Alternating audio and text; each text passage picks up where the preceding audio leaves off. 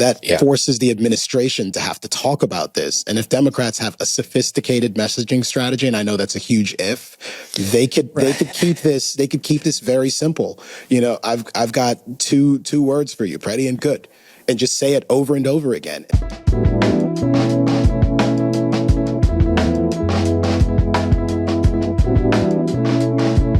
Good morning, good afternoon, and good evening, and welcome to the Suspension of the Rules podcast. Gentlemen, it is the most patriotic time of the year, or of every, half decade, when we get to be reminded that we are the biggest, strongest, most physically imposing country on planet Earth. Behind only Norway. No, Norway can't touch us in medal counts. Don't start with this blasphemous stuff at the top. Have you looked at the medal counts? I'm just saying. Let's check in at the end. I guess it's Winter Olympics, so maybe, I don't even know. I'm like perfectly American about this. I'm just totally ignorant to who actually wins. We're fucking winning. Obviously, we're the fourth. Yes. No, we're in top. No, we must be the best. I just do behind really Japan love the Olympics. And Norway.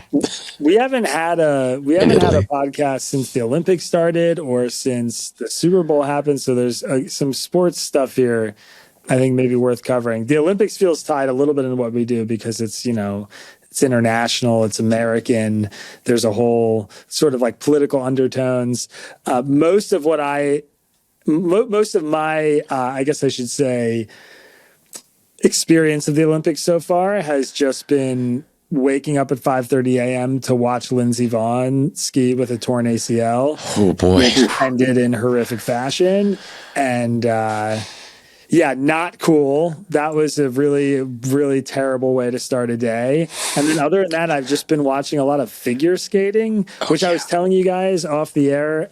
My wife, Phoebe, was like sitting down watching the figure skating with me. And she was like, my memory of figure skating from when I watched the Olympics as a kid was all the men were these strong, kind of suave, collar unbuttoned, handsome guys. And she was like, now it's all these Dungeon and Dragon looking kids who are skinny. And I was like, yeah, I don't really remember figure skating ever being like that. But you don't think she was saying that for your benefit? Disappointed. Yeah, she was not happy with the talent, the crop of talent at the in the figure skating events we watched. But I don't know, Ari, you've been devouring this stuff. What are you paying attention to right now? What should we key our audience into on the Olympic watchables, I guess we should say? There's a couple things that are immediately very fascinating. Like the Lindsey Vonn story, my heart was in my throat watching her take that run. It almost ended as well as it could have, honestly. Like her hand clipped one of the gates on the way down, and that kind of caused her to turn. So she had a controlled fall rather than her entire leg falling off on live TV, which I was so worried about. Well, did you see? She did say that the ACL had nothing to do with it. Yeah. Did you see the fall? I think we watched it. Yeah. Yeah. I mean, I don't know if I believe her. I mean, she's saying I didn't make the turn the way I wanted to, which I'm like, maybe because your ACL was torn. I mean, that could have been possible, but yeah, go ahead. Sorry. I mean, watching that, it did seem like she was favoring her inside leg a bit there, which was her safe leg, her healthy leg. So it did feel a little bit like she was, impacted, but I'm glad that she's, going to walk mostly. The Americans to watch, I don't know if you've seen any curling. There's this great joke that's going around about how the Winter Olympics are either sliding down a mountain or going on ice with blades or sticks attached to your feet, trying not to die, and also curling, which you could do feasibly with a beer in your hand. But the Coreys, the mixed doubles team for the U.S., were great to watch. A little bit of spoiler. We beat Canada, right? Which is the only thing that actually matters. We bounced the Canucks. Yeah. But more importantly, that was prelims. They beat the Italians on home ice in the semis. Riveting match, and the Swedes ended up winning the finals. But curling ends up actually being a really fun watch. It's just really interesting to see them play the angles and stuff. Ilya Malinin is very much a guy. He's the guy. He's the person that Phoebe was probably talking about is the figure skater that is wafy and not quite as ripped and buff. I heard him described as sparkly Vecna, which is perfect. He does sort of have a beautiful villainous vibe to him. He can do things that humans have not been able to achieve. Like, it is almost impossible for humans to do a triple axel where you rotate 3.5 times off of one skate and then land one-legged on ice, which feels impossible. And people at the top of the sport, when they pull off triple axels, it's impressive. And he can do quads, which is unreal. And he just peppers them into his program. Tonight's going to be his long program, so he's expected to run away with it, which would be cool. That's tonight? That's tonight at the end of the, like, they do a short and long program together and then just a long. So he's going to do that later in the week too. That's fun. But I also wanted to ask you guys, I had this in my pocket because I think this is one of the more interesting narratives, apart from biathlon, which is hilarious, combining the two most important sports, cross-country skiing and shooting. But there's a French athlete she's incredible, and she just won the bi this morning, but she had a bit of trouble leading into the Olympics because she was convicted of credit card fraud and stealing credit card numbers from her teammates, which probably creates a weird dynamic in the clubhouse. I don't know if you guys have ever done that.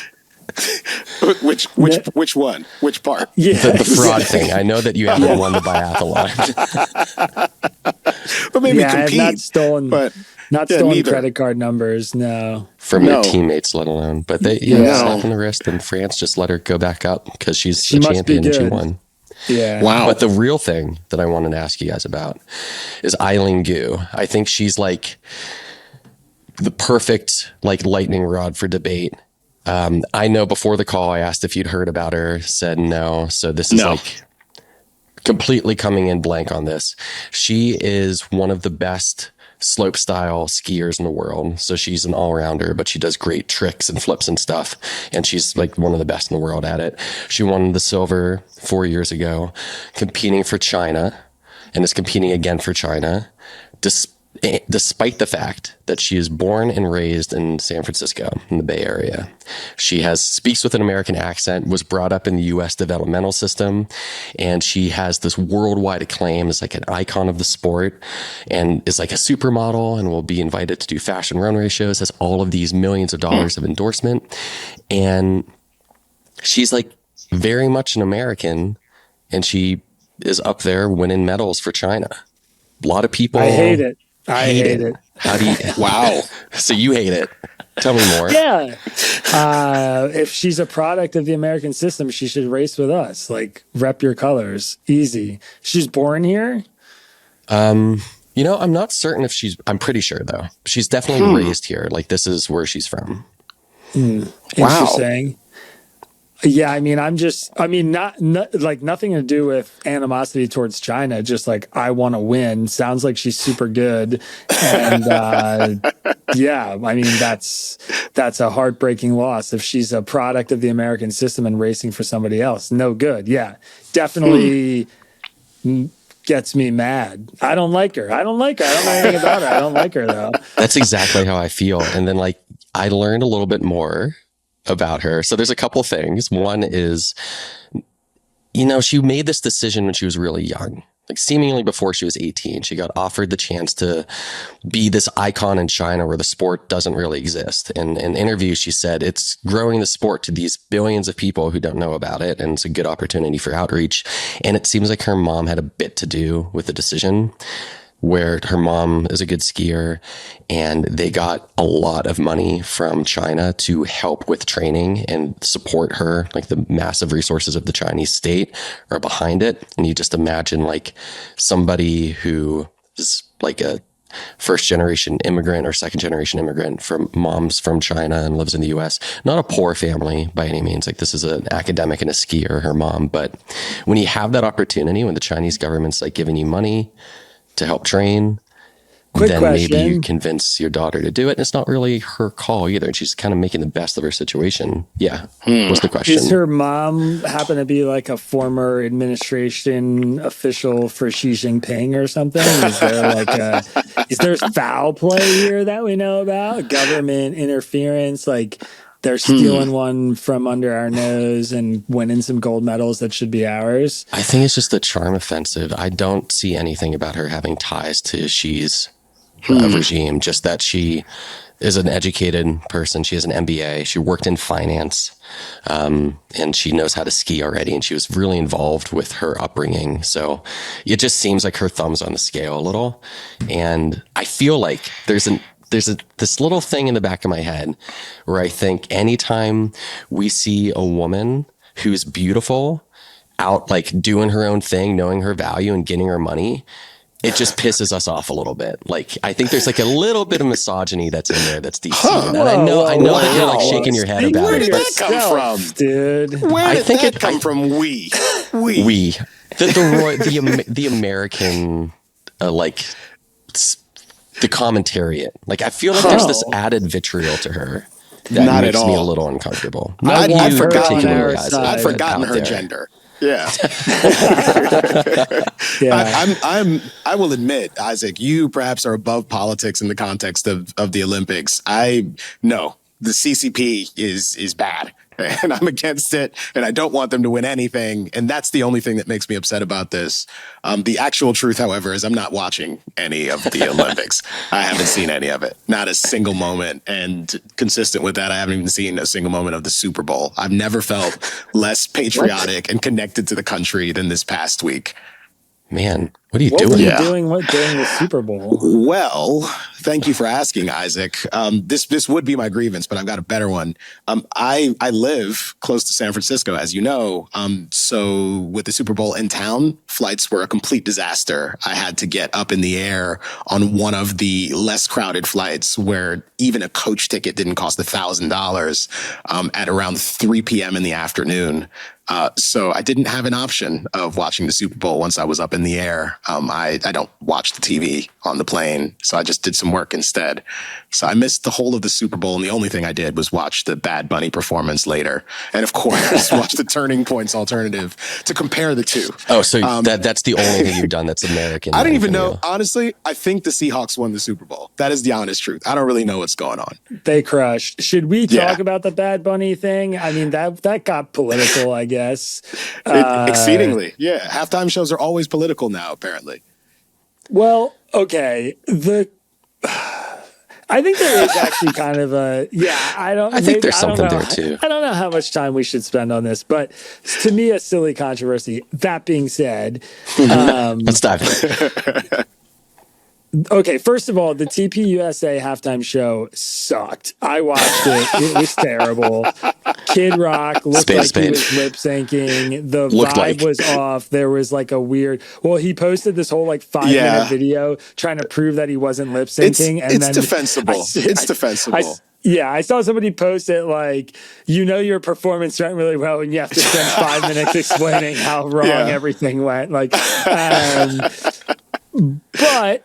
and at the same time, the Bad Bunny show was visually, like aesthetically, I thought incredible. I mean, what it took to pull the actual show off, it was such a feat of production.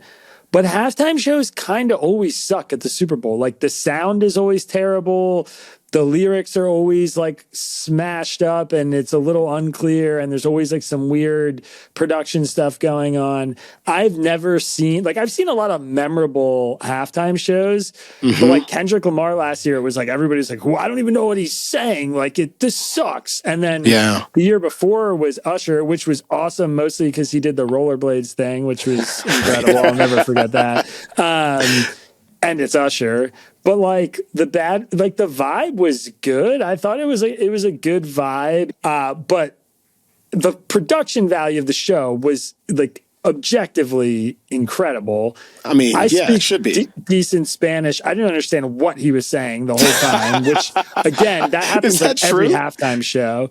Yeah. I mean, it was just like, first of all, it's Puerto Rican Spanish, which is like a little hard for me. I'm Mexican Spanish trained, I would say. But second of all, like the accent's just a little different and they're faster. It's singing kind of speedy, but also like the production value sort of sucks. Like the music just doesn't sound as good.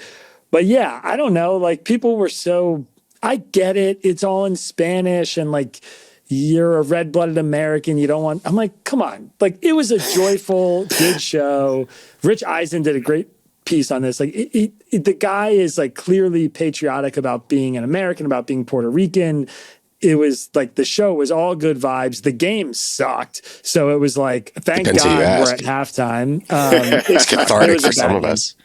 Yeah. Cathartic in some ways to watch the Patriots get obliterated, but just like boring games. So I don't know. That's my vibe on the Bad Bunny thing. Good, typical, standard halftime show that was like uplifting and couldn't understand what he was saying. Not because it was in Spanish, because every freaking halftime show is like that. And the TPSU thing was one of the most cringe things I've ever seen. Truly, genuinely cringeworthy. The thing that makes sense to me about like why people would be mad is we're talking about an identity. Like identity is political, and Bad Bunny's very proud of his Puerto Rican identity. And I think it was really cool when if you come in with the perspective of here's somebody putting on for his town and where he's from, and he's representing it and bringing people along with him. And it's just all the cool stuff you want to see from a star. And he's always been so true to where he's from, and that's all sick. But if you're a person coming in with the mentality of this is my sport, this is my Super Bowl, I want to see something representative of my country, you know, I think that target's gotten too broad. Like, I don't think there's going to be a Super Bowl halftime performer who's going to be able to go up there and represent the entire country. So that's a perspective that I feel like sets you up for failure a bit. And I know that like there's a middle section that Bad Bunny's not exactly close to, given the fact that he's from a place that isn't even a state.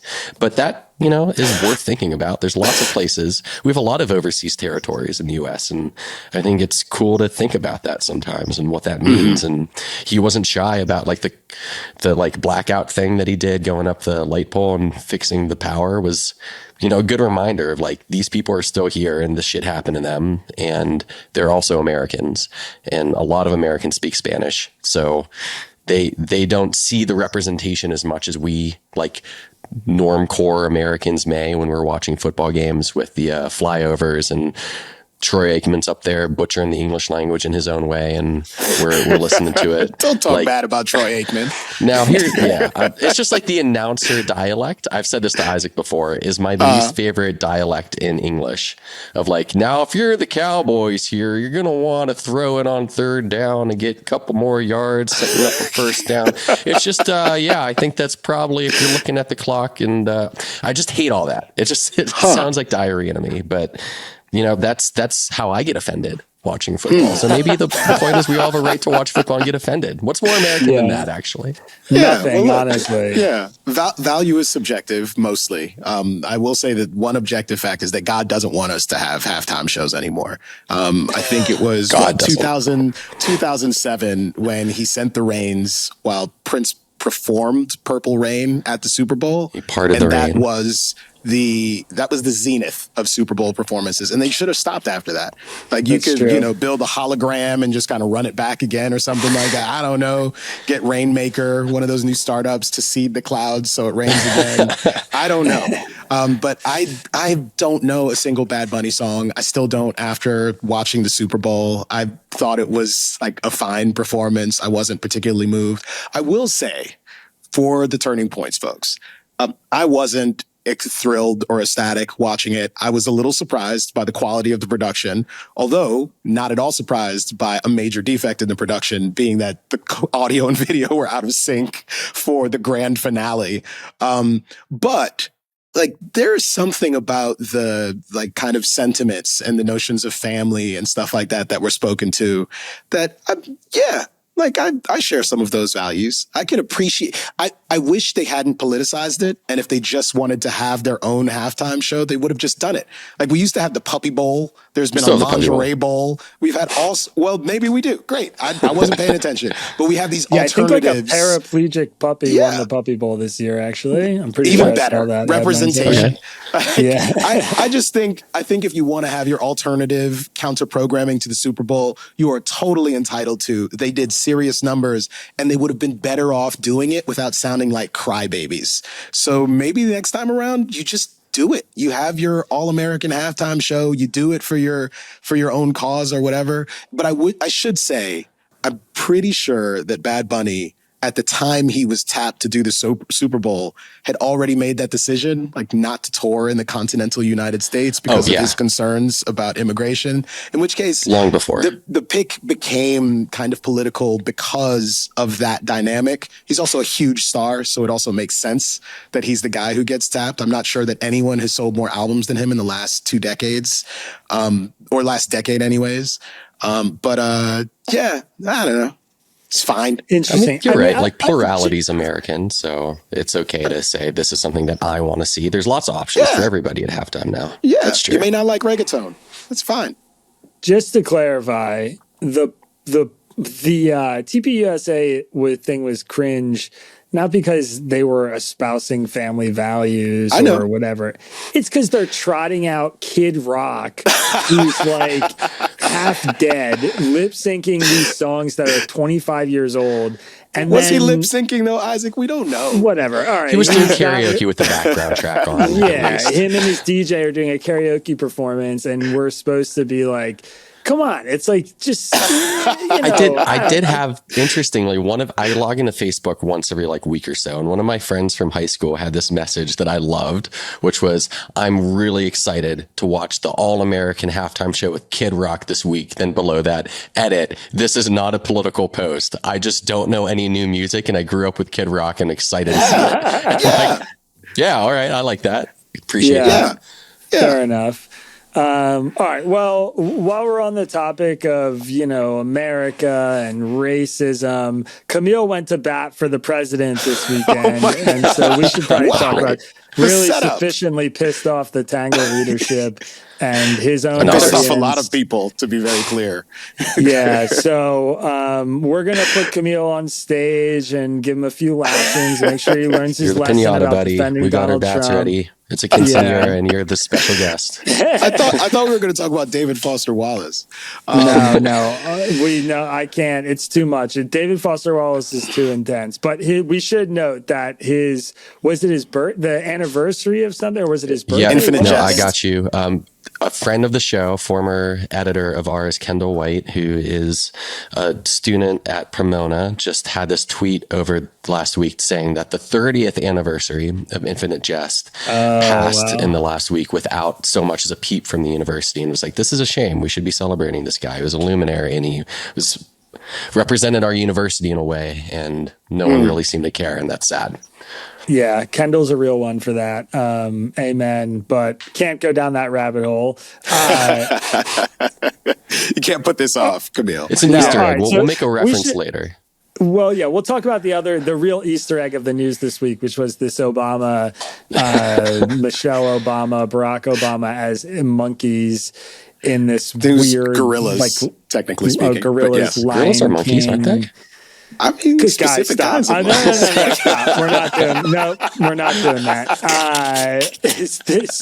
So Trump shares this video on Truth Social, which was deranged. I mean, the video itself is from this horrible election conspiracy movie, and this is like a conspiracy. I mean, it is about, like, I think it was votes being sent off to like Turkey or Italy or something, and a bunch of the stuff that I spent a lot of time investigating and writing about back in 2020. And it's insane that the president's still litigating this. I'm sorry. I shouldn't apologize. It's indefensible that he's still doing this. You don't need to apologize. I mean, this stuff is ridiculous. It's not true. It's total bullshit. We've litigated it. And the fact that he's stuck on 2020 and spending time tweeting this stuff is, it's bonkers to me. But in like the last 10 seconds of the video, there's this sort of 2-second clip. Well, yeah, but then there's a little bit after it. It's like, whatever. There's this 2-second clip of Barack Obama and Michelle Obama's face on gorillas in this like weird animated Lion King scene. It came out afterwards. There's this longer video where there's other politicians who are all different animals in the kingdom, and then Trump as the big lion comes through. Of course. It's actually very weird and kind of funny.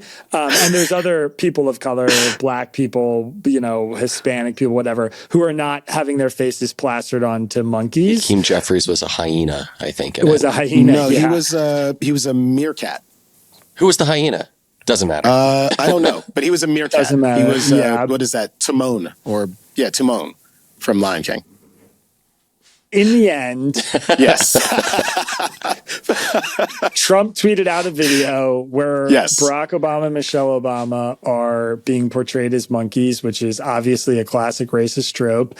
And I shared my sentiment about it, which is this is Trump's Truth Social to me is his, like him at his purest essence. It is like all the theories and ideas that he grabs onto, that he accepts, that he wants to animate, that he wants to, use his bullhorn to spread. And it's a lot of crazy, ridiculous stuff. My personal sensibilities were offended by both the Barack Obama, Michelle Obama portrayal and the fact that he's still sharing election conspiracy videos. But Kmele, you took sort of a different tack on this. So maybe you want to explain your position. I mean, you posted a tweet, which I think is what got most of the attention and pushback. Posted a post. Let's give you an opportunity to share your feelings, then we'll talk about how wrong you are. Yeah, well, the post is brief, so I'll read it into the record if you'll permit Please. it. This is objectively the dumbest controversy of Trump season 2. A 2 minutes of election conspiracy garbage, which he couldn't even be bothered to watch in full. Meh, par for the course. A 2-second clip of an AI slop Lion King spoof, likely some autoplay TikTok video, and pandemonium. That was the tweet. The tweet does not suggest that the video is good. The tweet is suggesting, in response to this audio from the White House of Donald Trump explaining what he says happened with respect to this video, that late at night, he's using his phone, he sees this election conspiracy video, he doesn't even bother to watch it. This is by his own admission. He doesn't care what the content of the video is beyond their heaping skepticism on the election, and he just forwarded it on to someone and told them, hey, put this on Truth Social for me. And one of his handlers apparently rips the video from there or screen records it and then posts it to the internet. And what we get at the very end is what looks like an autoplay video, something that just begins to play for like 2 odd seconds and then goes away. And that 2 odd seconds is the beginning of this AI slop Lion King video, which, as you said, Isaac, is like kind of ridiculous. Whatever. I can't get animated and scream, nice. Oh my God, what a racist thing for him to do. If in fact it is the case that there was no intention to post that particular video, and there's no evidence that there was any intention to post the video, and he's hardly defending it at this point beyond saying, I didn't mean to do that. Hell, I didn't even post the video. All I was doing was posting election denial propaganda that I didn't even bother to screen because the merits of the assertions don't matter. What matters is that I'm creating consternation and confusion about the integrity of America's elections. That's all I was doing. And everybody was like, wow, you're so racist. And for me, if we care about racism, it ought to matter whether or not the assertions of racism are actually real. Whether or not someone intended to do something malevolent matters. And the fact that there was this weird artifact of a video at the back end of the thing, like the programming that I'm supposed to accept is Donald Trump was secretly conveying his racist sentiments to his followers. The week before that, he'd been parading around with Nicki Minaj. He didn't just do a huge event with her where she's headlining the announcement of the Trump baby bonds. He brought her to the White House and she was treated like a foreign dignitary. I mean, which narrative is it? Is he? I mean, I don't know. I don't know what to believe, but I do know that when the president of the United States is doing the awful stuff he's been doing with respect to elections, like that actually gets my dander up. At this point, it's beyond offensive. I am angry about it. And it bothers me that a kind of faux racism conspiracy was getting more attention in that particular moment than the tangible, provable fact that the president of the United States planned to put that kind of propaganda out into the ether again. That bothered me more. And that's all the tweet said. It doesn't say it's great to depict the Obamas as gorillas. I know exactly how you feel here. As I'm listening to you talk, I remembered, I was like, I feel like I've had a similar line of thought about something and I can't place it. And it was the Elon Musk Nazi salute is what this reminds me of. Yes. Because it was weeks after like talking about trimming the fat and bringing like the chainsaw to the government and Doge going to come in and fix our entire deficit, and just thinking how dumb that is. And that's not going to happen. And we need to be talking about actual ways to balance the budget if it's something we care about, which I do. And then he does that weird hand wave thing that kind of looks like a Nazi salute. And I remember afterwards saying, didn't really look like a Nazi salute to me. So like, I don't think we should call him an anti-Semite because of it. And then that was like a terrible take to have. That was awful when like, I cared about what Doge was doing and not like Elon being some weird dude. But like, that was the thing we're supposed to focus on, was the way the images look. Though I will say to you, my rebuttal to you, Kmele, is that the response to that does matter a bit. So saying, Elon, that looked kind of bad. Is there anything you want to say? And he's like, lol, no. Everyone, like, this is just, you're being racist, actually, for talking about this. And I think that's kind of similar here, too, about Trump, of saying, like, hey, man, that looked really bad. Anything you want to say? And he said, I didn't make a mistake. Took it down, whatever. Yeah. And it's like, there's no ownership of it. It's like, oh, you know what? Yeah, he doesn't apologize for anything. No. Yeah. And that sucks. Okay. No, it's actually good. I'm gonna. I think something interesting is happening here too, Kmele, specific to you and maybe your audience and the people who follow your work, which is like, I think there is a general sense that you are very reluctant to deploy a descriptor like racist or this is racism, or very, in some ways, maybe reluctant to even engage on the sort of like the baseline that this, you know, the race of the people in play matters or whatever. I think that is like part of the criticism of the response that you're giving. In the same way, there's all this context about Donald Trump. I'm interested hearing you talk. I mean, I'm gonna read the definition of racism really quick. Which definition? Come on now.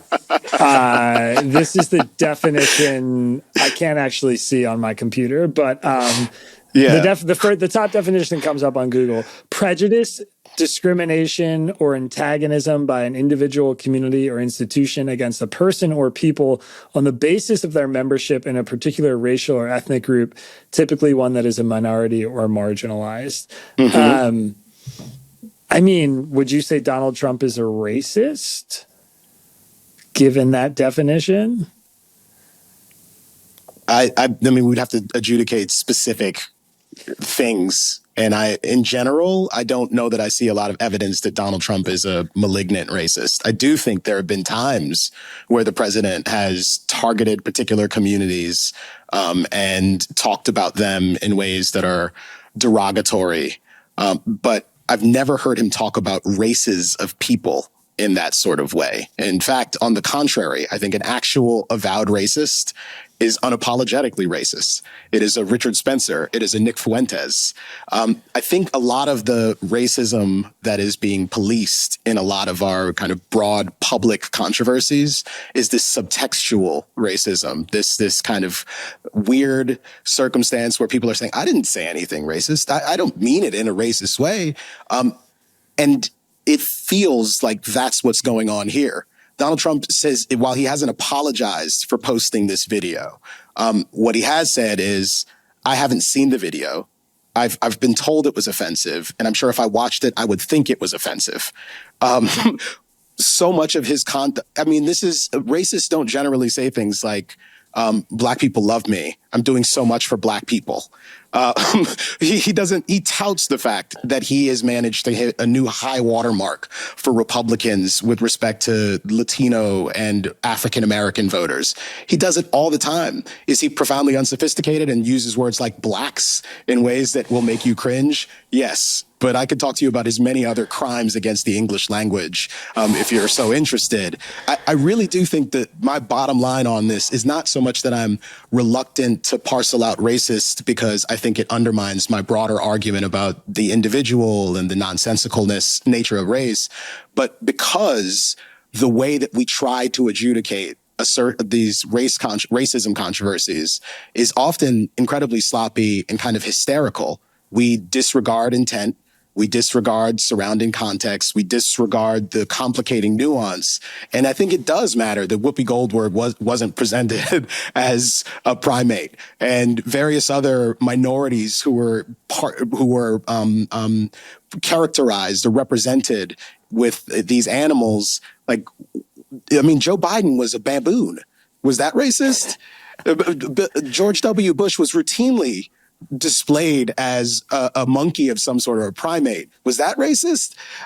I'm not saying that I'm unfamiliar with caricatures of Black people as monkeys. That's deplorable and disgusting. And if the president of the United States did that in a way that was clear and was provocative, I would say something about it. But in a post of a video that is in and of itself deranged and terrible, that happens to end with what very clearly looks like an autoplay clip of some other video, I have a hard time getting excited about that.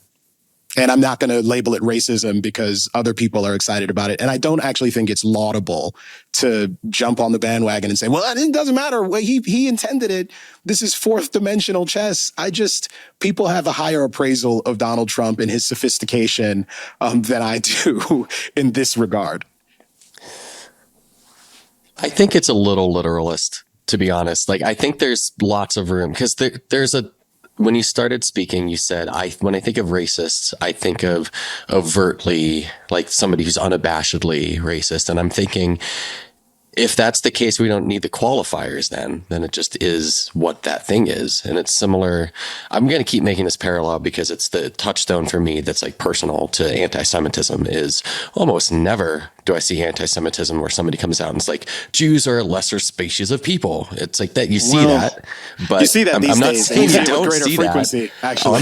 You see it a lot, but usually what you see is the kind of way it sneaks out in attitudes. Most people don't want to put that viewpoint out there because they know it's not really acceptable. So they'll say something like, oh yeah, I mean, you usually see those kinds of people in finance, like you let those guys handle the money for you. And there's a worldview poking out in that kind of statement. So it doesn't have to be an over the top black and white literal statement for me to go, I have a problem with that. And I want to hear a good answer. And maybe the claim of he's being racist here is itself becoming too black and white. Like, I think there are people who said, like, this is disgusting, this is overtly racist, you have to apologize, Donald Trump is showing he's a racist because of this. That, I think that's a bridge too far. But I also think it's fair to say this clip, in the context with which it was shared, which was essentially none, was like, here's a 2-second thing, the Obama's faces on gorillas, and then back to this election denialism, which I know you're saying should be the focus, and I appreciate that point. But without that context, I think it's fair to say, what was that? You need to explain yourself for this because that looked really bad. And when the explanation's kind of lacking, then it invites reads that I think are defensible. Yeah, I mean, I think that's a fair framing, Ari. I'm like you, Camille. I find it a little bit tiresome to pretend that Trump knew what was in this video, right? Or that he watched it till the end. I agree with that. I think that there is a good deal of evidence that the president looks at particular groups of people, like non-white groups of people, and has a sort of instinct to think of them as maybe less sophisticated or less worthy of being American or less, I don't know, desirable to have here. I mean, he's been clear about that in a lot of ways that I think are more than overt. The Obama stuff is so hard, especially with him. Like anything Trump says about Obama that's viewed through the race lens, to me, is less close to the truth than just the sort of envy, hatred lens of Obama had this kind of like celebrity appeal and the media loved him and he had really good approval ratings for most of his presidency. And there are like these and he's like younger and, fit and whatever. I mean, there's dynamics there that I think are maybe more important for why he has this sort of, I don't know exactly how to describe it, but he seems to hate him, like really hate him. And I'm skeptical of like how much of that is tied to Obama's race versus how much of that is tied to just what Obama represented in terms of like what Trump wanted to be as president, or what he like how he wanted to be received globally and from the sort of elite media class. Of course, Trump also was one of the founders of the birther conspiracy and pushed that. And that was like kind of definitionally a racist thing to hang on to, was like, this guy's, well, you tilt your head. I mean, he's profiting from the racism coin, at least, even if he's not minting it. Yeah, I think that Donald Trump is so many things that one can be critical of, and the birther thing is of a piece with the election denial thing and various other things that happen to be conspiracy theories. And he also deployed a birther argument against Ted Cruz. That is not because Ted Cruz is a black man, or a proud black man, I should say. I understand the arguments, and I've heard them, and I get it. I'm just saying that at minimum, one ought to acknowledge that there is quite a bit of speculation associated with the Donald Trump is a racist thing, because he does a lot of things that racists don't do, like hang out with and promote and work alongside and celebrate Black people and various other minorities who happen to be supportive of him. And so far as I can tell, Donald Trump's most consistent quality is he likes Donald Trump, and he likes people who like Donald Trump in every circumstance. That even includes people who his administration are actively denigrating as terrorists, who he's supposed to be on script with. But when he finds out their parents are supporters of his, he's like, it's just, what a tragedy that this happened. I hear they're big fans of mine. That's what I know about Donald Trump. Is he a racist? I am confident that if I were a Trump supporter and I was eager to meet the president and I met him, he would be enthusiastic about the opportunity. He would take photos with me. He would celebrate me. Would he want me to marry one of his daughters? I'm not sure about that. Like that, I have no idea.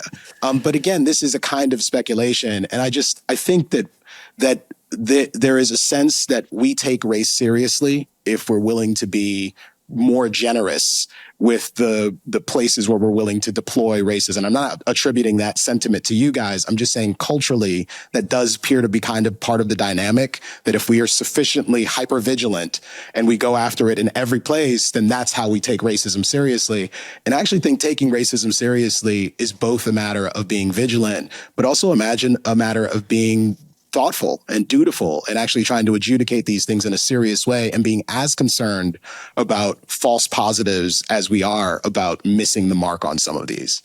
That is the whole of my argument.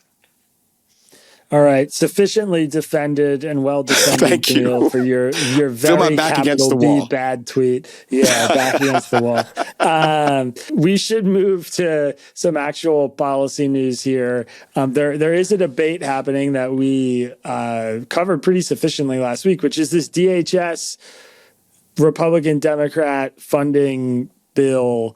I don't know exactly what to call it, because we're in this very unique situation where this piece of Congress's spending has been broken off to be debated in isolation. And I said, last week, I think presciently, that it did not seem likely to me that Democrats and Republicans were going to come to an agreement on DHS funding in a matter of like 9 days or whatever they had. And it looks right now like we're barreling towards another partial government shutdown. We're recording this on Wednesday evening, so certainly some things could change between now and when this podcast will probably come out, which I think will be Friday. But the latest here is that Republicans have basically come back to Democrats' proposal, which is, to do things like add body cameras and unmask these ICE agents and hold them to the same use of force standards that state and federal police are being held to. I'm just going to read a little bit from this CBS News article which says that Republicans have balked at the Democrats' request and have some demands of their own, including the addition of legislation that would require proof of citizenship before Americans can register to vote, and restrictions on cities they say don't do enough to crack down on illegal immigration. So on the one hand, we have Democrats, I think, with significant political leverage right now, given where things are, demanding that DHS change its use of force policies and unmask these federal agents who are kind of staying anonymous and wear body cameras. And Republicans saying, yeah, we'll do that if you make everybody show proof of citizenship when they register to vote. This does not strike me as a counterproposal intended to sort of move the process along and get into the home stretch. Democrats are alleging that they're going to not vote for another temporary short-term extension of funding for DHS, which again would imply a shutdown and some chaos. Famously spineless on these sorts of not allegations, these sorts of claims, these bluffs, I guess we should say. So color me skeptical that Democrats are going to hold the line on that, but kind of curious how you guys are viewing this. I mean, I'd be interested to hear if you think Democrats actually hold the line on that, and what we might expect as a conclusion to this back and forth, because it seems to me like progress is not really being made in a meaningful way right now. I feel like they've still got the leverage, so I don't really know what the play is from Republicans here. I also don't think they're totally in line on this. I know that the voting rights bill that you're speaking about, that I can't place the name of it right now. But that push is coming from a faction of the Republican Party. I wouldn't even say that that's a demand from the Republicans. So they're not even really on the same page about that. It just feels like a stance where they're saying, okay, you want something, ergo, we're going to push in some things that we want, and we'll see how much we can get you to back down.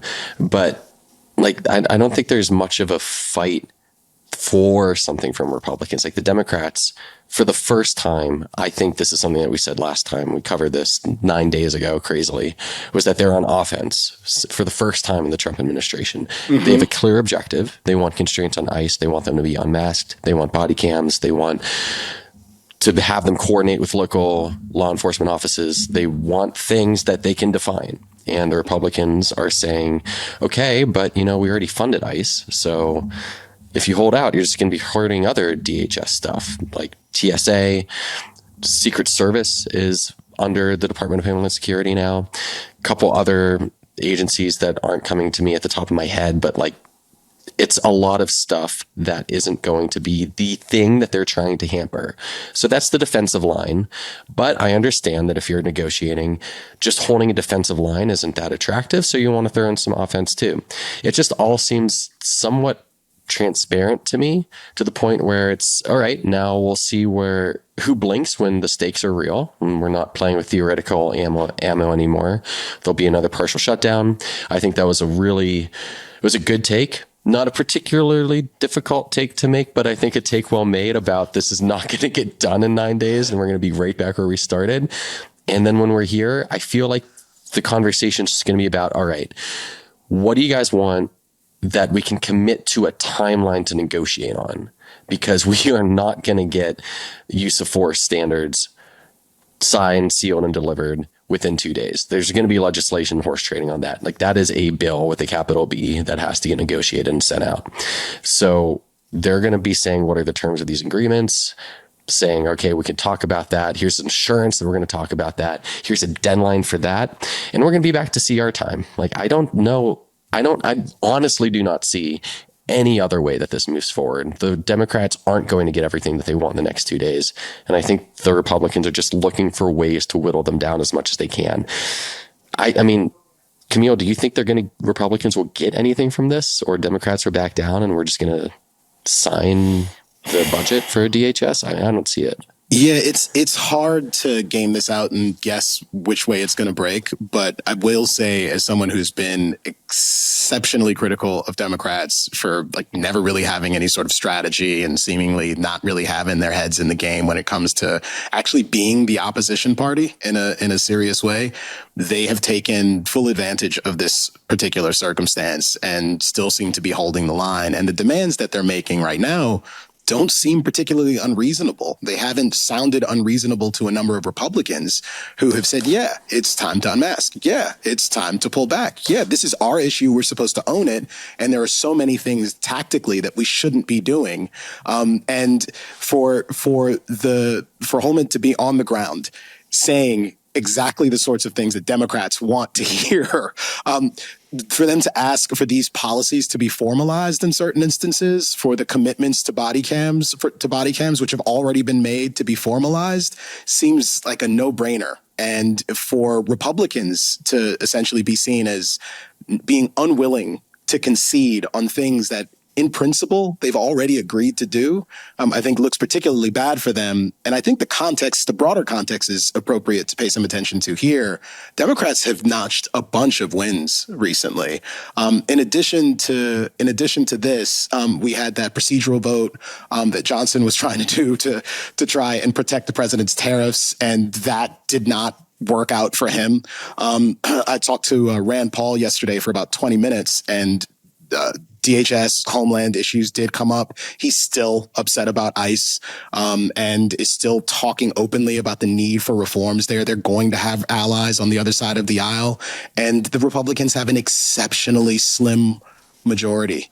It's in jeopardy, and the president is up against it. His poll numbers aren't looking particularly great, even on his signature issue, immigration. They would like these things to go away. I don't know that they really do want to play shut down chicken. So I think if there was ever an opportunity for them to win, for them to hold the line and get something, this is that moment, at least relative to all of the other moments that have preceded it. But I mean, are they going to get anything this week? Like, maybe that's a question for both of you. I mean, is there a window that's actually open there? I think the longer this goes on, the worse for Democrats. The further we are out from the Alex Preddy killing, the worse for Democrats in terms of like the momentum that they have and the political leverage that they have. So I think if you're a Republican member of Congress, what you want is the cameras and the mob to kind of look away and move on to the next thing and free up some sort of like political oxygen to actually come to the table and negotiate, versus right now where it's like there's so much political pressure against this sort of immigration enforcement, and Democratic officials feel the winds at their backs across the country on fighting back right now. And I just think that doesn't last. And there's another element to all this, which is another thing that we should talk about today, which is just the political environment now and what we're learning about it from some of these special elections that are happening. And I think that ties directly into the calculations being made in these negotiations. So, in Texas, we had this huge upset in a state Senate race that was like a deep red pro-Trump district that flipped to Democrats. In New Jersey, in the district that I'm moving to, which is crazy. I haven't really talked about this on the air yet. Yeah. But, Tom Malinowski is a member of the Democratic machine who lost to not a political upstart, but a local community organizer with very progressive politics, with endorsements from Bernie Sanders and the like. And, I think there's enough ground movement on the left to say that the lefty establishment is very much under threat right now, and, might be getting overwhelmed. We had Mamdani, obviously, in New York, but since then, I think we're getting more and more signs that these sort of like grassroots, really progressive, not necessarily like quote unquote woke progressive, but like populist progressive politicians are having inroads on the left. We have this Texas Senate race we talked about last week where someone like Jasmine Crockett, who knows how to demand attention, could be coming out of the Democratic side. And I think Republicans are looking around like, oh shit. We don't have a 5-point swing in the national polls to give, we can't lose the 20% of the independents in the middle or we're in big trouble. And I think that sort of pressure on Congress matters a lot when these negotiations are happening. I don't want to read too much into these like off cycle elections or, get too excited about them. But I also, they can't be ignored. And the polling for Trump is bad. I mean, he has signature issues like immigration enforcement and the economy that he is polling really poorly on right now. And all of our politics are nationalized. So, Rand Paul, Kmele, is obviously a bit of a rabble rouser and goes against the grain and he's not some party head. So I'm not so surprised to hear him maybe talk that way and be upset about DHS and what's happening and critical of the administration. But I think, seeing Tim Scott tweeting about like the racist Obama post, that sort of stuff to me is canary in the coal mine of people like, I don't want to get stuck on the wrong side of however this is going to break in the next 6 to 36 months. And there's a lot of people mapping their political careers right now and deciding whether they want to be tied to Trump and MAGA. And, all that matters in a moment like this where these negotiations are happening under intense political scrutiny. So, yeah, Democrats have some leverage. They're also notoriously, again, paper hands. Like they are going to fold if things get tough. And Trump's the one doing the negotiations now. It seems like they're negotiating directly with the White House. So, good luck not getting steamrolled, I guess. But I similarly don't know what to make of it. But I do think the election stuff we're seeing has to be part of the calculus if you're sitting in Congress right now. How much do you factor in the reporting that we're seeing that still more like National Guard troops have been withdrawn from various American cities, that the actual retreat on the more forceful immigration strategy doesn't appear to be kind of an illusion? This is tangible. And what they, really want perhaps is Kristi Noem's scalp or something like that in this context. But they are achieving things. They have some tangible goals, some tangible achievements here. And I think more than that, Isaac, I might disagree with you about the longer this goes on, it's bad for Democrats, the further they get away from the death of these two American citizens in connection with protests against immigration, the immigration policies of the Trump administration. That gives them more opportunities to frame the issue on their terms. Right. That forces the administration to have to talk about this. And if Democrats have a sophisticated messaging strategy, and I know that's a huge if, they could keep this very simple. I've got two words for you, pretty and good. And just say it over and over again and say, we are concerned. Listen, if the president wants to get back to this, we're encouraging him to make a deal with us so we can keep the American citizens safe and to work with local officials, to wear body cameras, and to ensure that the federal agents who are showing up at people's homes, have their identification visible. Which part of that is unreasonable? And I think they're going to have a hard time arguing against that.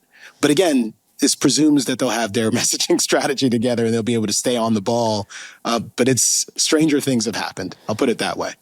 There's a corollary to that of bad news motivates and no one wants to hear the government tell you everything's actually working according to plan. Like that's not a message people really buy. And I'm sure the Trump administration would love right now to be talking about how crime's down. We just covered this today.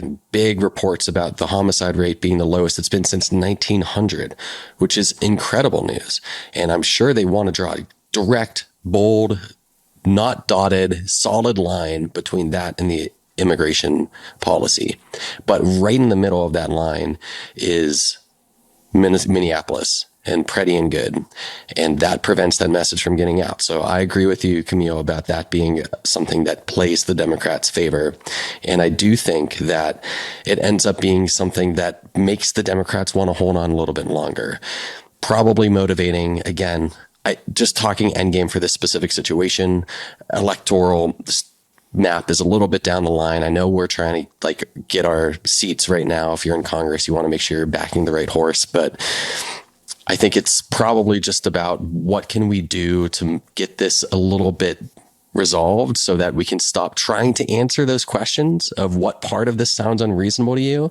Because, yeah, I don't know what the good answer to that is, especially when you've got members of your own party making statements about how these are things we should be doing. Tom Homan saying we're going to try to be easing our presence back a little bit.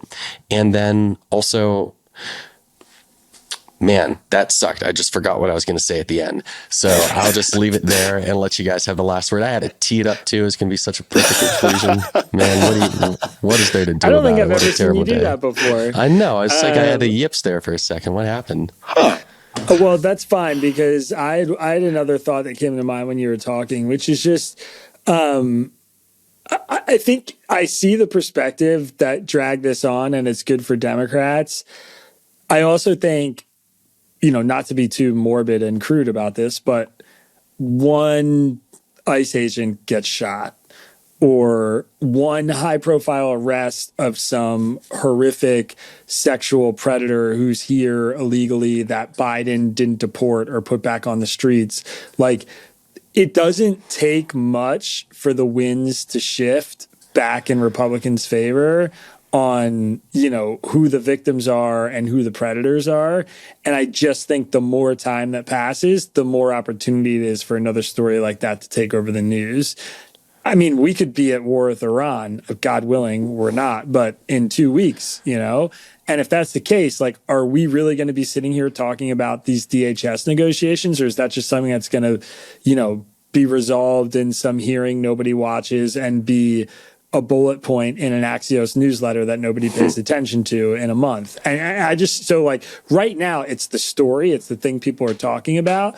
And I think that's the advantage for Democrats is I think a lot of people who circle the middle, certainly myself politically, are looking at what just happened with some of this ICE enforcement, DHS enforcement is like, I don't like this. Like, this feels way too far. And that's a big opening for Democrats to win over people like me. And if they lose that focus, I think it hurts them in the long term. So I think they want to get this done now. They want to finalize the negotiations this week. I don't think that's going to happen, but I think that's really the dream world for them. And I can jump in. I remembered what I was going to say, so I'm going to take 20 seconds to just end with that, which is, yeah, you're right. And I think Trump has such good instincts for what the national attention span is and knows how to capitalize on the turning of the dial of the great wheel of national interest. That's something he's excellent at.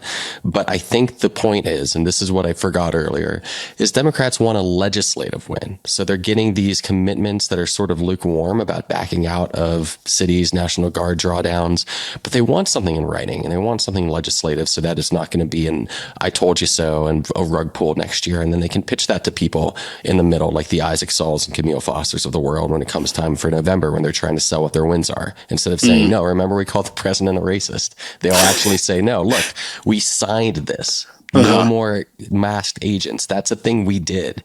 So I think, like, to that regard, that's motivation for them to keep going. Sure. Yeah. And I mean, even if you just hold the line for a little bit, and again, you have some tangible wins that you can trumpet, even if you don't pass legislation here. We held the line. The president had to change horses. They drew back. We got all of these concessions. You could still tell that story in a successful way. And honestly, the dramatic nature of letting this go on for another week or so past the deadline, I think that strengthens their position, and it probably has more of a chance of kind of bringing Republicans to the table and getting some sort of compromise, even if it's only a half measure here.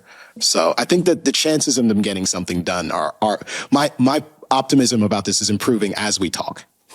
Interesting. All right. Well, Kmele, a rare triple threat where Kmele is wrong about everything today. It's been a great episode. All right, gentlemen, we should get into our complaints for the week. We don't have John. John is he's in DC actually right now at a YouTube media conference, like hobnobbing with all these big famous YouTubers. So he's not here in the production studio room to key us up, but we will let him play the music to get us into our grievances before we get out of here. The airing of grievances. Would you believe when I was 18, I had a silver dollar collection? All right, Camille, it's my understanding that you have a grievance that needs some space today. So we'll let you bring us home, maybe? How do you feel about that? Sure, I can do that. Okay. All right, I'm going to go first because I haven't gone first in a while. I'll be the First of thin all, I cream in should the middle note, of the Oreo then. yeah, for those of you who are loyal listeners, my wife and I recorded our annual Valentine's Day podcast last night. At the top of that show, you will hear me complain about one of the worst days I've had in a very long time. So I'm not going to bore you here with, re-aggrieving myself with all the grievances that I shared on that show. But I do have a fresh one because there's so much stuff to complain about. You can always count on you. You can always count on me. And this one is, I hope, a bit relatable, and it's straightforward. And it is salt, road salt. Let's go. The salt we're using to melt the snow, it is 2026, and we don't have a better solution for de-icing the roads than something that rusts my car, destroys my axle, my rotors, my brakes, my tires, that apparently really hurts dogs' paws and maybe is poisonous in some cases if they eat it, which is a whole thing I didn't know about because I don't currently own a dog and worry about that. It is...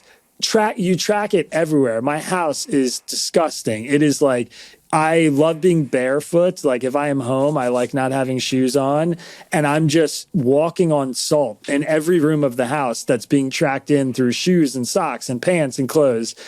I hate it. And I cannot believe that there's not a better solution than this for melting snow. We have we're supposed to be in the era of generative AI or whatever. Can't we type in a couple formulas to ChatGPT and solve how do we melt snow without poisoning dogs, destroying cars, and making my house extremely dirty? Somebody has to solve this problem. I don't know who it is. But I've been thinking about it a lot because it's been snowy and 8 degrees for 3 weeks straight in Philadelphia, which is also really depressing. But the salt is what's getting me. There's a person who I coached on the University of Vermont men's Frisbee team, which is exactly the think tank where you want these kinds of solutions coming from. I say unironically, I tell you, my good man, Jack Rice, graduated with a senior thesis about using crushed oyster shells as an alternative for salt. So if you are a person looking to hire an intelligent, sustainable MBA, go ahead, go to LinkedIn and look up Jack Rice. He's got great ideas. Crushed Oyster shells. Might work. To be honest, that doesn't sound much better to me. Not as corrosive. Okay. Grippy. Right, yeah. I'm gonna look into that. I'm just I've cut my feet on oyster shells before on the beach, and just crush them down bad connotations there. Yeah. All right. Well, good. I'll look into that. Thank you. I definitely did not expect a solution on air immediately after I said that. So we'll see. I mean, it's an idea he had for a master's thesis, so it's probably not in production right now, but it is the thing that came immediately into mind. And Vermont as a state currently is, not buying up more salt so that more localities can buy them for themselves. It's a weird thing right now, but yeah, good 4-wheel tires, and hopefully we'll all be all right. I'll be really brief with my my grievance here, which is a little bit episodic because a couple of weeks ago I talked about the mouse in the house, and I was given some great advice from readers to just go get the $1.50 old-fashioned spring-loaded mousetrap that you'd see on Tom and Jerry cartoons as a kid. That they're cheaper and they're actually more humane because they're quick. So I got to, and I will tell you this, they worked immediately. Wow. So thank you for that suggestion. Before that trap closed down on what was a very healthy looking mouse that seemed like it enjoyed itself quite a good deal over the last month, I found some mouse leavings in my sock drawer, which was extremely unwelcome. Leads to entire laundering of the sock drawer, I tell you. But in the time since we caught that mouse, I've seen no mouse signs. So I am optimistic that we got the guy, and this is the last one. It's no fun trying to hunt down a little rodent, knowing that it's in there doing its thing somewhere. You just don't know where. But I'm grateful for the advice to just go get the $1.50 mousetrap, and I pass it on. So if you're plagued or beset by mices, go ahead and get those spring-loaded mouse traps. They're pretty ingenious. They just work. And, well, Yeah. it just worked for me. Small sample size, but just like a cartoon, I put a piece of cheese on there, loaded it up, left it out, and I felt like I was living the 1960s dream. And it was exactly the way it was supposed to work. It's one of those things that just doesn't need an update. Is really that's just, I it's think just as so. good as it is. But there was no grievance there. That's The just an grievance update. was there was mouse poop in my sock drawer, and that sucked. But I also wanted to let everybody know that, like, this episode hopefully is reaching an endpoint, and if it doesn't, there'll be a part 3. And you're guilty of murder. But that's Right. fine. Murder. That's a Yeah, separate other matter. than that. That's a separate matter. I'm just saying. Premeditated mouse slaughter at the worst. Okay. So mine is associated with one. I've had fashion oriented grievance before. So my vanity ought to be clear.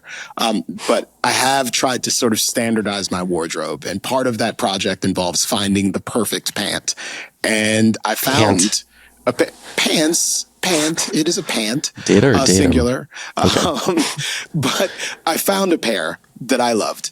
And I got them back from the tailor, wore them. And after having done that, I found them at this wonderful, I don't want to say exactly the name of the brand, given what I'm going to say. But, European designer, someplace, they have a boutique someplace in Soho. It's very nice. And Just quick interjection. Went back to the store. Yeah. You buy the pant. Yes. The intention is tailor the pant and then wear the same pant every day? Or No, like get no. a few sets of So it? I bought one pair to tailor it, to wear it, to see how I felt about the pants afterwards. Again, it's a whole thing. It's a system. You wear it a couple times, you wash it, you wear it again. Okay. How does this feel? And afterwards, I thought to myself, this is perfect. What I need is 5 pairs of this same pant, maybe in different colors, but I just want the same pant. I get went that. I get that feeling. to that store. We're to both find ample-thighed those gentlemen. pants. It's tough to find the right fit. It can be challenging. It can Yes, be sir. challenging. I get to the store. I secure several pairs of pants, different colors, same style, same fit on the label. Got it. To my astonishment, every single pant fit differently. Straight to jail. Illegal. I'm talking to the rep in the store, and he explains to me that what has happened, and he doesn't know what I do. He's just kind of chopping it up with me, given the background that he has, having been on corporate calls. They had been forced over the course of the past year to change manufacturers several times. Their goal, given certain pressures that are being created, was to find ways to lower the cost of these trousers by generally making what ostensibly is exactly the same pant Is this a in tariff different story? colors. It's a tariff story. It is a tariff story in different colors, but they had to make them at these different facilities. As a result of making them in different facilities with different mechanisms in order to try to keep costs the same so they could sell the pants at the same price, again, with the same label, but a different pant, they ended up in a total disaster situation where it's not obvious what the heck is going on. Initially, you just want to be upset with the retailer. You want to be upset with the brand for giving you this product and then depriving you of the ability to get more of what you really, really want. But in this case, like, who should I really be upset with when the tariffs are responsible for forcing this company to try to find Orange ways Man bad, huh, to Camille? contain costs? Yeah, Look, this is maybe how you're Kmele generating Foster tariff votes revenue, for Gavin but Newsom come on. in 2028 right here. This Sounds is like you it. just got to find a brand you like. We just got to. I We mean, got to keep. We'll I exchange thought I notes. had, Ari. I thought I had. You, I found you a don't brand. have one like I right found a now. pants. Do you have like one go to? These are mine. I have a couple, but finding the right pair of pants can be a challenge for reasons that you just mentioned. And while I Right. do have a brand that I love, they didn't have a pant that I love this season. So here I am now. I've managed to get one other pair that's slightly different, but again, still same style, same size. And I am forever changed by this experience. And I don't know if this is the last you're going to hear about this, because I'm definitely reaching out to corporate to try to obtain comment, maybe see if we could do some deeply reported you're a piece. letter And writer, of course. I'll take a trip over to Europe perhaps and tour some facilities. Just buy a glue. tour. Okay. It's simpler. They're great. They make Okay. different kinds of pants, and they have the gusseted crotch, and they're durable. And this is not an ad, but if you want it to be and you work for Doer, just let me know. WILL at readtangle.com. Okay. Nice, very nice. I have like a much more working class perspective on this, which is I've had like the same 2 pairs of Levi jeans for 10 years that I barely ever wash. Phoebe's like, these things are stale. Put them in the washer, like holes in them. And I ordered a new pair of jeans recently from Levi's, same size and everything, fit that I had previously. And they're just like not even close to fitting, because I think the ones that I've owned for so long, I've just beaten in so much that they just fit me no matter what. They're just so worn in. So, and then maybe I'll employ your system. I need to go on my pant journey and find the pants that fit me well, because I definitely don't have that. So we could be the brotherhood of the traveling pants. I like that. Yeah, despite your frustration, I'm a little bit inspired. All right, gentlemen. Well, we did it. Good grievance, Kmele. That was really authentic for you. That was I'm happy. I'm happy my suffering sassifies you. Yeah, the kind Don't of go that far. Truly the kind of thing that could change a man's vote in a presidential election. All right, fellas. Well, we'll be back soon. Ari, it became clear to me at the top of this episode, you're not doing any work for the last week. You're just watching the Olympics nonstop. So maybe I'll join you for all slacking off. We might as well do it together. Yikes. That's a pretty serious allegation. What I do between 8 and 10 is supposedly my time. And if I want to watch the Quad God quad it up, then I'm going to do that. Just go. I am gonna watch. I will watch that tonight. Actually, I want. Why don't you do some work, lazy man? Yeah, fair enough. All right, I'll see you guys soon. Later. All right, see ya. Bye. Hey guys, thanks for watching. And if you want some more, don't forget to subscribe to the YouTube channel. And you can also go listen to our podcast, Suspension of the Rules, by finding the Tangle News podcast feed. Just look up Tangle anywhere you listen to podcasts, or go to our website, readtangle.com. All right, thanks. Peace.